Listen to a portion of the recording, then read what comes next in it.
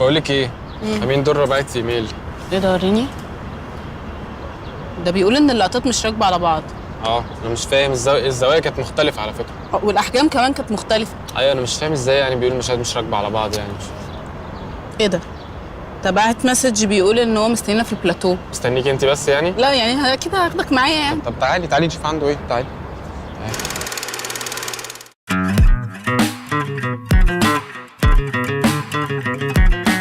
في مشكلة وصول للأفلام العربية وفي مشكلة تأريخ بالسينما العربية. تفوتي على الجامعة بتتعلمي السينما الغربية، بتتعلمي كل الأفلام كذا، بس ما في هالاطلاع الواضح على كيف السينما العربية مشيت أو هالأفلام العربية.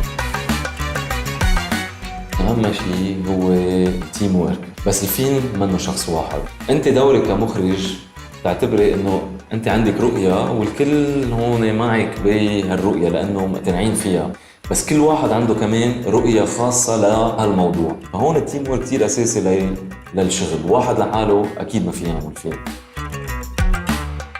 الأفلام ما فيها تكون إلا أداة للتغيير. بدك تعملي فيلم لازم يحضروه العالم لحتى تقدر تغيري، وإذا ما حدا عم يحضر هذا الفيلم ما حدا رح يتغير ولا يغير.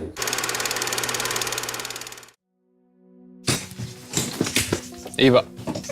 ليه؟ شغلنا مش عاجبك ليه؟ انت بعت لنا مسج وجينا لك اهو عشان نعرف ايه المشكله بقى اللي حصلت. طيب خلينا نشوف سوا وانتوا قولوا لي شو المشكله، مش انا راح لكم. اوكي.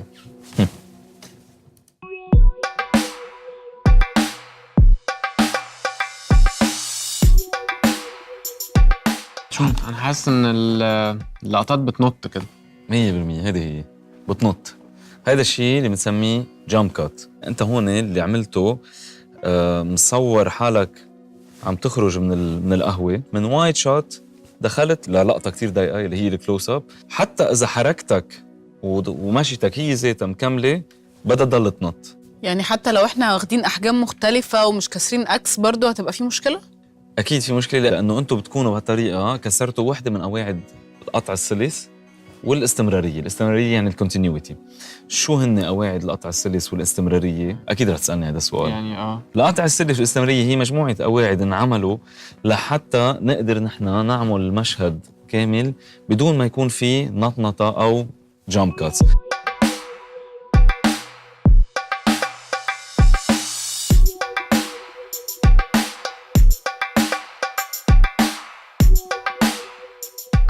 إذا بتوقفوا على مشهد معين وبتحضروه على البطيء بتلاحظوا إنه المشهد مصور من أكثر من زاوية، حتى يمكن 4-5 زوايا وبعدة أحجام، وما حسيتوا. بتكونوا أنتوا حضرتوا الفيلم كله ما حسيتوا. خلينا نجرب نظبطها لهيدا يا ريت. أوكي.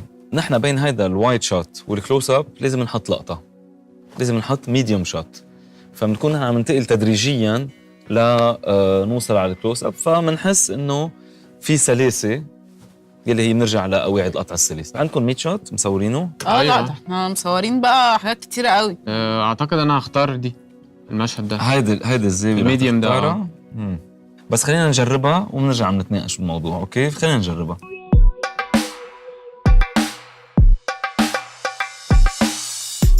خلينا نشوفها.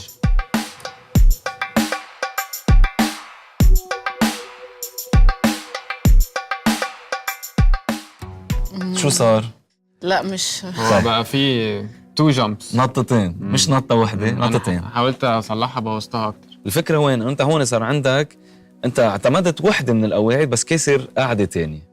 يعني انت اعتمدته انه نحط ميديوم شوت بين وايد شوت وكلوز اب، تمام، هيدي حلينا وحدة من القواعد، بس في القاعدة الثانية يلي بتقول انه انت لما بتقطع من وايد شوت لنقول للقطة اضيق ميد لونج شوت او ميد شوت، لازم تزيح الكاميرا 30 درجة. هي قاعدة 30 درجة، فلما بتزيح الكاميرا 30 درجة وبتركبهم على بعض بعدين بالإديتنج بتحسوا إنه القطع سلس ما في جامب كاتس. هلأ شو رأيكم؟ خلينا نجرب اللقطة اللي أخدينا من زاوية تانية، خلينا نجربها ونشوف شو رح تعطينا. اوكي ادي اللقطة اللي من الزاوية التانية.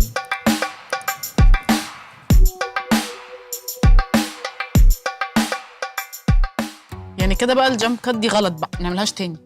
هلأ ما فيك تجزمي وتقولي غلط، ما في شيء بالمطلق غلط. اوكي، فكره الجامب كات هي القواعد الاساسيه الواحد لازم يعتمدها لحتى نمشي بطريقه سلسه، بطريقه ناعمه، يقطع الفيلم بلا ما نكون كل الوقت عم نعمل هيك يعني. بس فيك تعتمدي الجامب كات بطريقه معينه. مثلا اعطيكم مثل، انا بشنكبوت المسلسل على الانترنت يلي عملته كله جامب كاتس. بس ليش كانت الفكره؟ اول شيء اجت من محلين. بوقت اللي عملناه كان الانترنت كتير بطيء، فكان الحلقه تاخذ وقت لللودينج، فكان الفكره انه نقدر نخلق ماده تخلينا نضل ناطرين حتى اذا في لودينج بين اثنين، نضلنا ناطرين. فالجامب كات لانه عنده نطه، في عنده هذا الافيه انه يخليكي شوي متنبهه نوعا ما.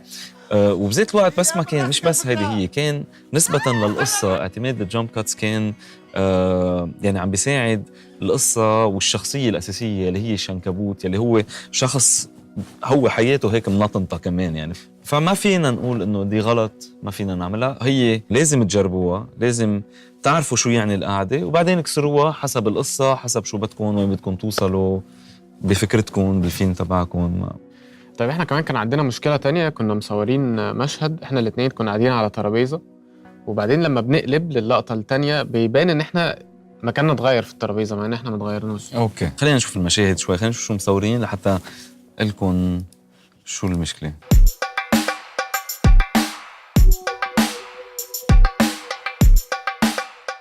اوكي، واضح هون انه انتم كسرتوا قاعدة تانية يلي هي قاعدة 180 درجة او الخط الوهمي. فعلا لارا كانت قالت لنا ان غلط ان احنا نكسر الخط الوهمي. هيدي هي. خلينا شوي نشوف شو عنا ونجمع اللقطات الموجودة. واضح انه مصورين من زيت الاكس كذا لقطة، خلينا نجمعهم سوا وكملكم انا فكرة القعدة 180 درجة. لازم اول شيء نبلش باستابليشينج شوت، يعني وايد شوت بيحدد المشهد وبيأسس له، بيفرجي مين قاعد على الشمال ومين قاعد على اليمين. لازم هلا نفوت اقرب لحتى المشهد يركب ونقدر نعمل كتات نقطع على ميد شوت. واذا لاحظتوا شغله كتير منيحه انه انت بقيت على الشمال، حتى بالميد شوت تبعك اللي صار انه بالكادراج انت كمان بعدك اكثر على اليمين، فاذا ما بقى في ضياع براسي انا كمشاهد انه عم بلحق في شخص على الشمال عم يحكي مع شخص على اليمين. هلا هودي الشوتين اللي ركبناهم الميد شوت وحطينا وراه ميد شوت، هودي بنسميهم الشوت وريفيرس شوت او امورس كونتر امورس او شان كونتر شان، كل حدا بيسميهم شيء، هن كلهم هو كلمات مزبوطه.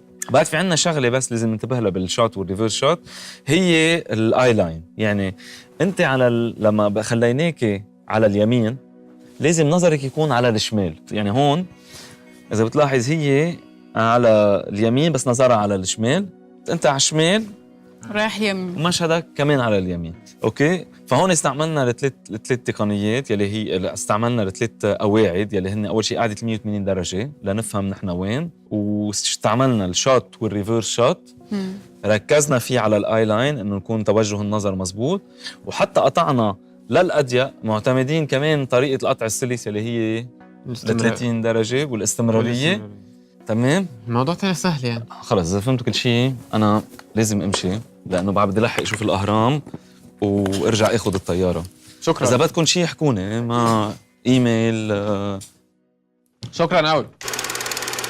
وانت بتعمل مونتاج فيلمك محتاج تخلي بالك من القواعد دي. اول قاعده هي قاعده الخط الوهمي، محتاج تستخدم كل اللقطات اللي اخدتها من ناحيه واحده من الخط الوهمي. وانتوا بتنقلوا من لقطه للقطه لازم تلتزموا بقاعده القطع السلس والاستمراريه. القاعده الثالثه، وانت بتنتقل من لقطه للقطه محتاج تخلي بالك ان انت هتغير حجم الكادر وزاويه الكاميرا بنسبه 30 درجه على الاقل. ما تنسوش تعملوا سبسكرايب ولايك وشير للحلقه، وهتلاقوا تدريب حلقه النهارده في لينك هيظهر لكم على الشاشه. اشوفكم الحلقه الجايه. باي باي.